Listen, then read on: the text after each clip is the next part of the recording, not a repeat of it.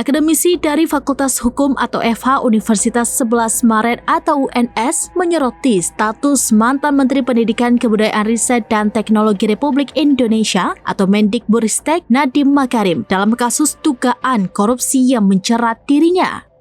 Nama pendiri Gojek tersebut terseret dalam kasus dugaan rasuah pengadaan laptop Chromebook di lingkungan Kementerian Pendidikan Kebudayaan Riset dan Teknologi periode tahun 2019 hingga 2023. Adapun anggaran untuk pengadaan laptop berbasis Chromebook ini mencapai 9,9 triliun rupiah. Kasus korupsi di lingkungan Kemendikbudristek ini baru dinaikkan statusnya ke tahap penyidikan per tanggal Selasa 20 Juni 2025.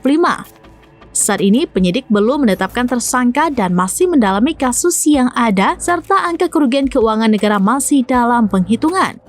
Sementara Nadiem Makarim telah diperiksa Kejaksaan Agung Republik Indonesia atau Kejagung selama 12 jam sebagai saksi kasus dugaan korupsi pengadaan laptop Chromebook pada Senin 23 Juni 2025 malam.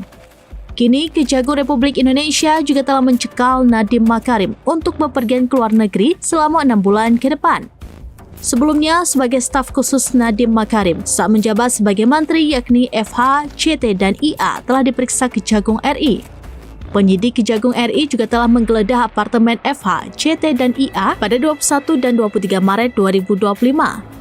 Menurut Dekan Fakultas Hukum atau FH Universitas 11 Maret atau UNS Muhammad Rustam Haji, status Nadiem Makarim bisa naik dari saksi menjadi tersangka.